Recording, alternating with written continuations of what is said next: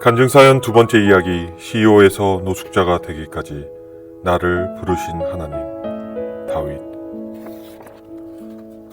챕터 5. 하나님보다 더 소중한 것. 돈. 안녕하십니까. 간증TV의 다윗입니다. 계속해서 5번째 마당으로 간증을 이어가겠습니다. 저번 4번째 편에서 전쟁이 이제 끝나간다고 말씀드렸는데, 말대로 전쟁이 멈췄습니다. 전쟁이 끝난 것이 아니죠. 멈춘 것이죠. 지금도 전쟁은 멈춰 있는 상태고요. 어찌 보면 제2의 신탁 통치가 시작된 것이나 마찬가지였습니다. 제1신탁 통치는 38선이 만들어지고 나서 북과 남으로 각각의 통치가 다른 나라로부터 이루어진 것이고, 휴전선이 그어지고 나서 더 그게 강해졌죠. 남원과 북한은 휴전선을 두고 이제 갈라선 거고요. 북한은 당시 중공과 소련의 지배하에 놓이게 되고, 한국은 미국의 통제하에 불완전한 그 전쟁의 결과를 가져오고 말았습니다. 참 비극이죠. 그래도 우리 민족은 정신을 빨리 차리는 편이라 복구에 집중하고 회복을 위해서 힘썼던 것 같습니다. 아버지도 마찬가지였습니다. 늑막염 치료도 이제 부산에서 마치고, 부산에서 다시 신부님을 따라 서울로 전쟁이 끝나고 올라갔습니다. 그때 처음 보고 서로 호감을 가졌던 어머니와는 아쉬움을 뒤로하고 헤어졌다고 합니다. 근데 왜 저희 어머니일까요? 뒤에 나오죠. 그 어머니는 원래 김해 출신, 그러니까 경상남도 김해 출신이고, 아버지는 서울로 가야 했던 것입니다. 돌아온 서울은 너무 처참했다고 합니다. 부서진 것도 많고 아무것도 할 수 있는 게 없었습니다. 아버지는 다시 이제 그때도 중학교 6학년 5학년인지 모르겠지만 어쨌든 고등학교로 이제 돌아갑니다. 지금으로 말하면 고등학교로. 그리고 졸업을 합니다. 그리고 법에 관심이 많았던 아버지는 이제 동국대학교의 법학과를 가서 공부를 하게 됩니다. 그때 당시의 명칭은 고등고시 사법과 시험, 즉 우리가 소위 말하는 그 고시공부 있지 않습니까? 지금의 사법시험을 합격하면 누구나도 탄탄한 미래를 보장하였던 때였기 때문에 너도 나도 법률인이 최고인 때였습니다. 다 그게 미래의 꿈이었죠. 지금같이 어린 나이들 장래 희망이 뭐냐, 그럼 예전에 연예인이었는데 지금 유튜버라고 하니까, 저는 이렇게 소규모 작은 유튜버인데 어린이들의 장래의 꿈을 저는 하고 있는 건지는 모르겠습니다. 나이도 이제 청년이 되었고 신부님 밑에 있을 수 없기에 낮에는 소화기를 파는 영업을 하셨다고 했습니다. 그리고 밤에 그 동국대학교 야간대학을 다녔다고 합니다. 그런데 어느 해 추석 때 실향민이 되셨으니까 아버지는 갈 고향이 없어서 그 조용하게 혼자 이제 하숙집에서 지내고 있었는데 놀라운 일을 겪습니다. 길을 걷다가 부산에 있어야 할 저희 어머니를 만난 것입니다. 너무 놀라울 일이죠. 운명적 만남이었습니다. 그런데 추석인데도 고향에 내려가지 않은 어머니를 의아하게 생각했다고 합니다. 왜 고향인 추석에도 고향에 안 내려가냐? 일단 어머니는 집을 가출하듯이 서울로 상경해서 돈 벌고 싶어서 도망쳤다고 했었습니다. 당시 서울에 무작정 상경한 지방 사람들이 엄청 많은 그런 때였습니다. 서울역에 이렇게 진보다리 들고 이렇게 기웃거리면 사기도 많이 당하고 범죄의 목표물이 되는 그때가 시작인 거죠. 어떻게 보면. 둘은 운명이라고 생각하고 부모 동의 없이 그냥 서울에서 그냥 살림을 차립니다. 결혼을 했습니다. 그리고 저희 그 큰 누님도 임신하게 되죠. 지금처럼 본인 의사대로 따르는 게 아니라 집안에 의사가 없으면 결혼은 꿈도 못 꿀 때입니다. 집안끼리 결혼하는 분위기니까요. 하물며 부모도 없는 고아 같은 저희 아버지, 시장 믿는 저희 아버지를 가만 놔둘 리가 없었을 때입니다. 외할아버지는 거의 거품 물고 쓰러지셨다고 했죠. 그러나 결국은 사랑에 장사 없다고 결혼을 하고 이제 첫 딸도 낳고, 이제 임신한 상태에서 첫 딸이 나왔으니까 아버지는 이제 낮에 일하시고 밤에는 대학 수업을 듣고 돌아와서 또다시 고등고시 시험 준비를 하는데, 학고방 같은 작은 단칸방에서 살림을 시작하다 보니까 아기는 울어대지 정말 힘들어서 2번 도전했지만 결국은 나중에 포기해버렸습니다. 그러나 공부에 미련이 계속 남아 있었던 상태에서 또 고려대학교의 법학과 대학원을 들어갑니다. 더 도전하려고 했었던 것 같습니다. 그런데 거기서도 인생이 마음대로 안 되죠. 여러분 마찬가지잖아요. 인생 내 마음대로 계획대로 됩니까? 저도 그걸 뼈저리 느끼는데 거기서 운명의 사람을 만납니다. 소화기 영업을 하다가 이제 좀 여러 가지 일을 했을 텐데 제가 아는 건 그거밖에 모릅니다. 일을 변경해서 자유시대라는 잡지사가 있었다고 합니다. 그 잡지사에 광고 영업을 하던 아버지는 되게 영업을 잘하셨어요. 제가 봐도 아버지는 영업을 잘하시는 것 같았습니다. 광고주를 만나기 위해 간 회사가 바로 애경유지 공업이었습니다.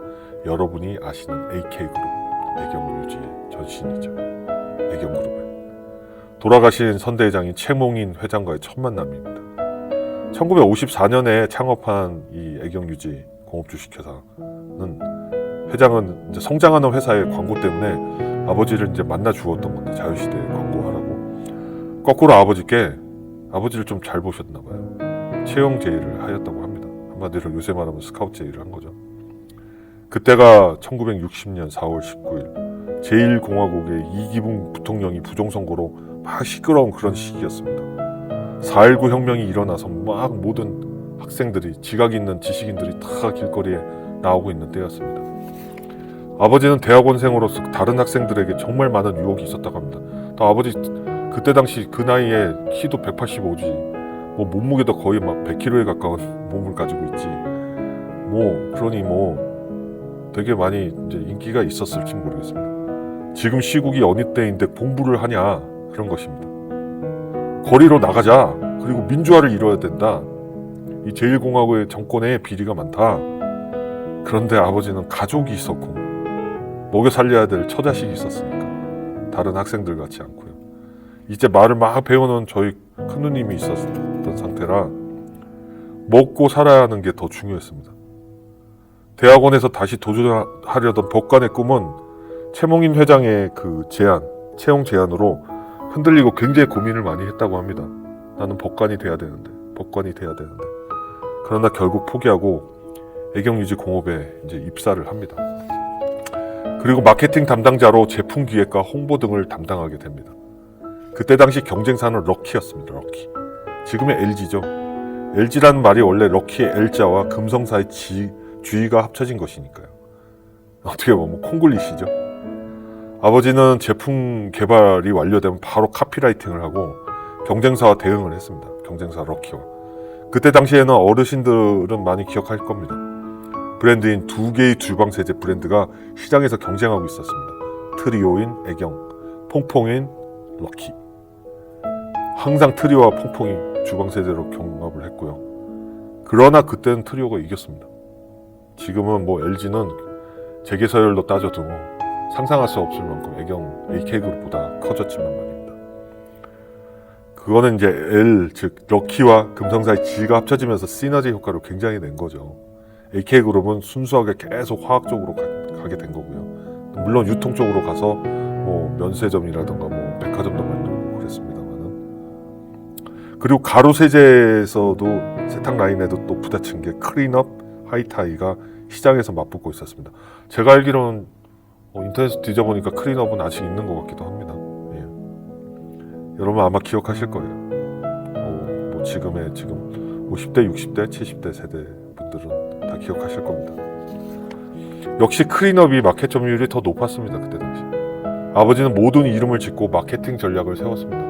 럭키는 항상 경쟁사인 애경에 있는 아버지를 견제했습니다. 애경유지의 불도우저라는 별명도 저희 아버지는 얻었죠. 데려오려고도 했습니다. 그러나 아버지는 최 회장님과 하고 의리를 저버릴 수 없었겠죠. 그러나 이제 5.16 혁명이 나고 박정희 정권이 시작되고 나서 시장 경제는 엄청나게 불이 붙습니다. 활성화되었습니다. 내수 시장이 활발해지고 막 근대화 산업화 진짜 퇴마을 운동 막 그때 당시 현대와 삼성 엄청나게 이제 발전하지 않습니까? 막 경부고속도로 깔고 막 차관 들여와가지고 이제 막 국가를 막 성장시킬 때 아니겠습니까? 막 중동 건설 지역은 그 뒤로 나갔는지 모르겠습니다만 어쨌든 그런 상황이 되면서 마켓이 점점점 더 커졌죠. 국가 발전이 경공업, 중공업 가리지 않고 막 활발하게 움직여서 애경의 사업은 나날이 번창하게 되었습니다. 그때 모든 기업들이 안 되는 데가 없었죠. 아버지도 애경 덕분에 많은 부를 축적할 수 있었습니다. 계속 보너스도 많이 받았던 걸로 알고 있습니다. 승진도 계속 올라갔고요. 그 창업은 54년도에 하셨지만 아버지가 들어간 거는 그 뒤 몇 년 뒤지만 어쨌든 가신이고 오른팔이었기 때문에 부를 축적한 만큼 그 보답을 많이 받아서 그렇게 된 거겠죠. 그런데 이제 어머니가 불교 신자였습니다.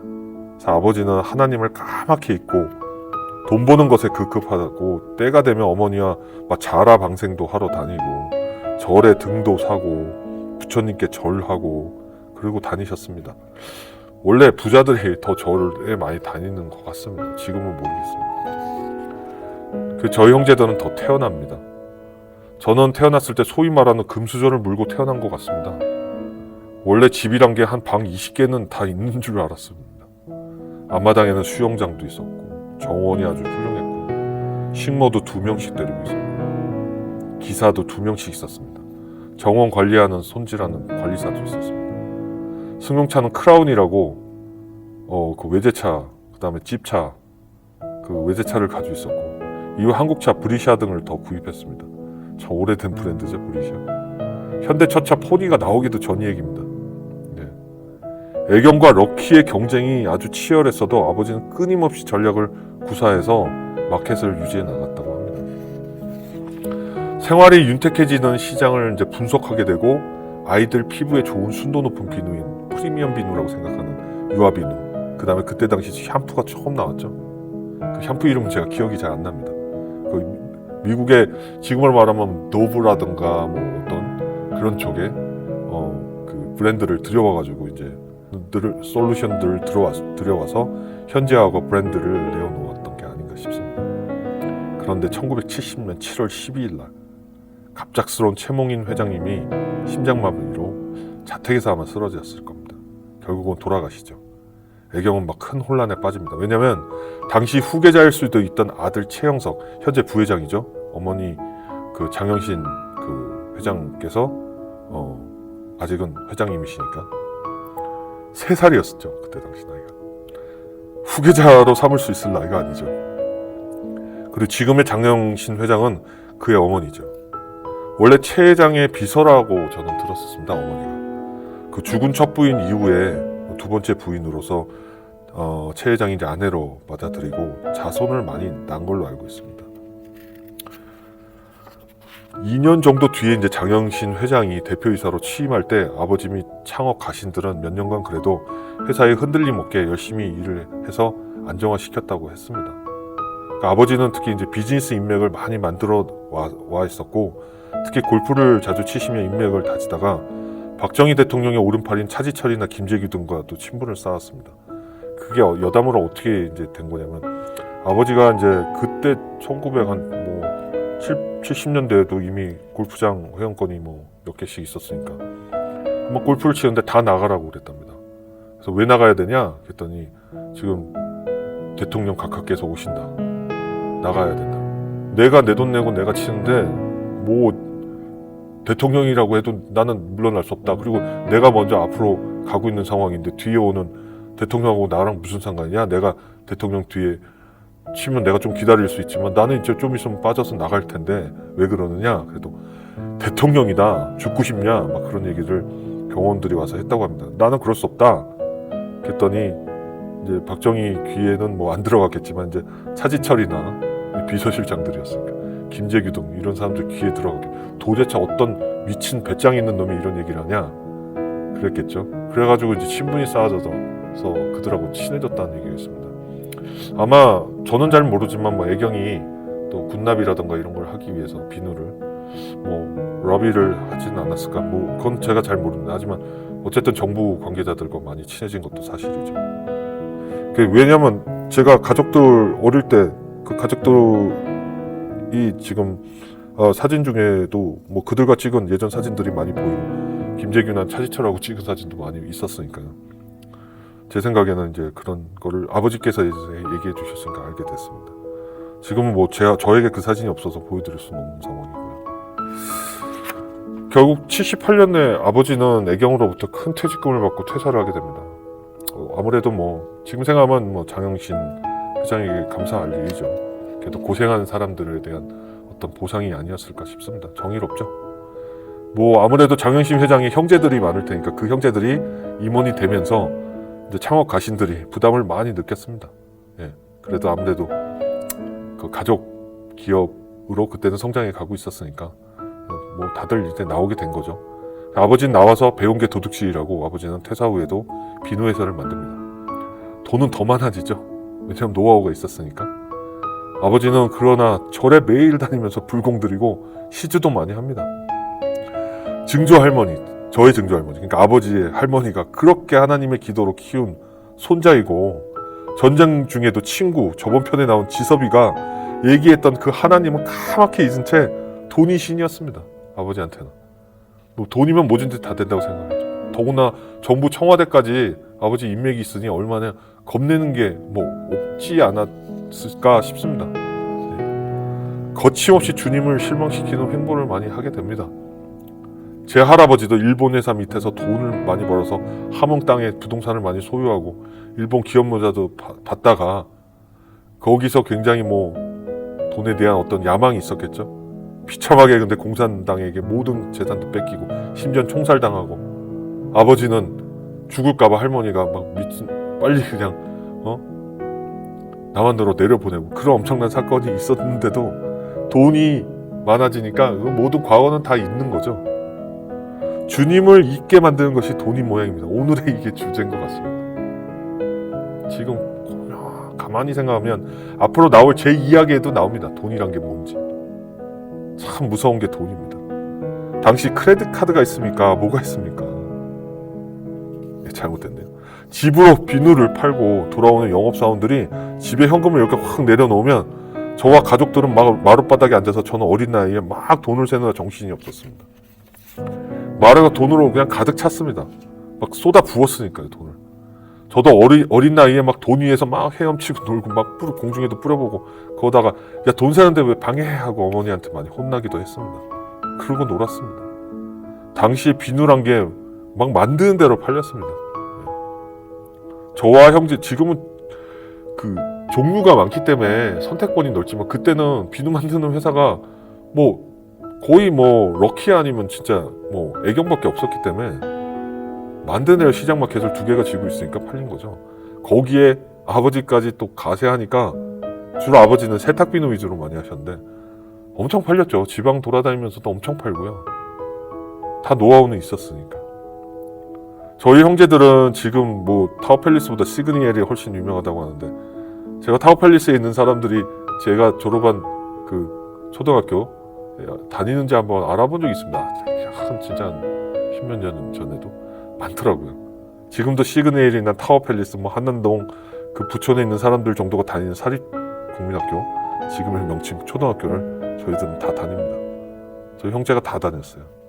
당시 월 수업료가 10만 원 정도로 저는 알고 있습니다. 지금 생각하면 한 달에 수업료만 몇백만 원짜리죠.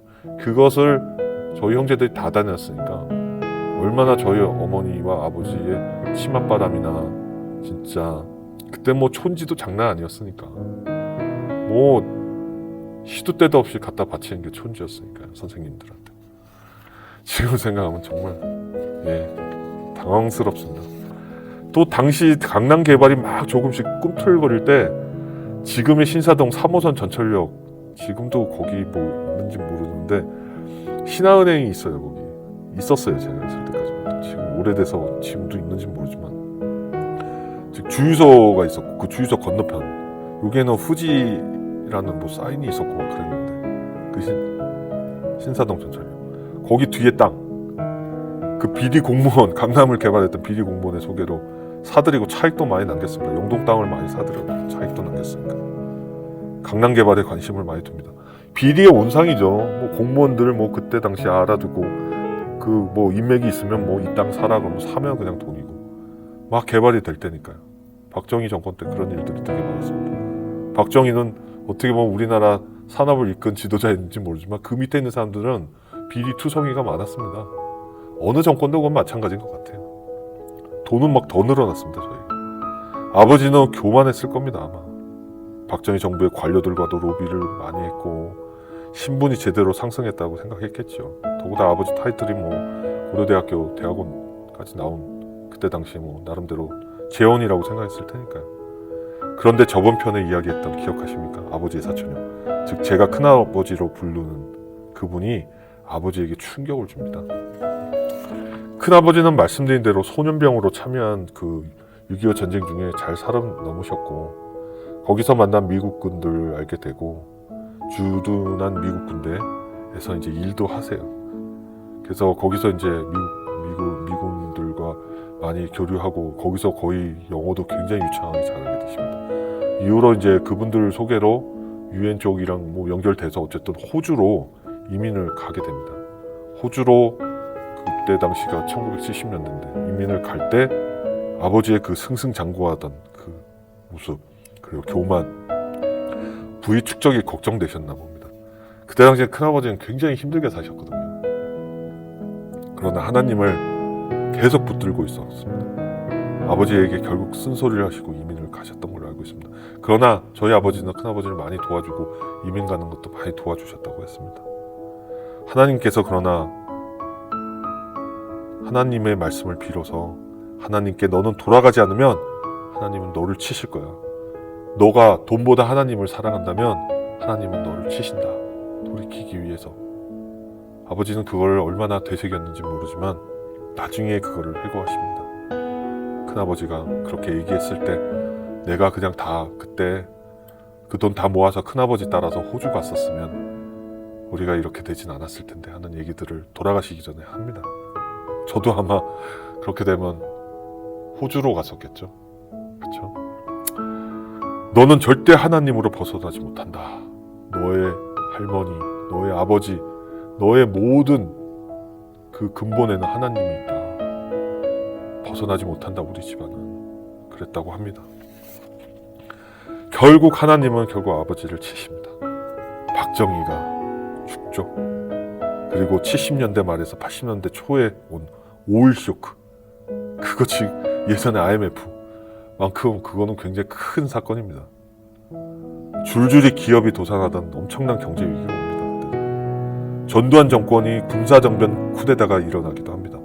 아주 타이밍 잘 맞췄죠. 전두환이 경제도 안 힘든 막 그런 상황이 있었으니까. 그리고 5.18까지 일어납니다. 광주 사태 80년대 초 얘기죠. 전쟁이 아닌 전쟁이 일어난 광주에서 아버지는 두 번째 전쟁의 한가운데 있게 됩니다. 5.18 광주 5월 16일에 아버지가 광주에 있어야 될 이유가 다음 편에 전개됩니다. 왜 거기 있어야 되냐? 서울 사람인데. 그 얘기가 이제 다음 주에 일어나면서 아버지는 엄청나게 큰 시련을 겪게 됩니다. 하나님이 아버지를 다시 부르시는 사건입니다. 어떤 분은 이해가 안 되실 겁니다. 하나님은 왜 고통을 주시고 고난을 주시면서 우리를 부르냐? 그런데 하나님은 저희를 사랑하시기 때문에 제일 흔들리고 약할 때 저희를 부르시는 게 맞고 저희는 그것 때문에 회개를 하고 눈물을 흘리고 잘못의 용서를 구하는 것 같습니다. 다음 시간으로 다시 돌아오겠습니다. 한 가지 말씀드리면 오늘의 얘기는 하나님에 대한 얘기가 뒤에 나오지만 앞부분의 얘기들이 저희 집안 얘기가 너무 많죠. 지루하셨다면 용서해 주시고 이해해 주시면 감사하겠습니다. 다음 시간으로 다시 돌아오겠습니다. 감사합니다.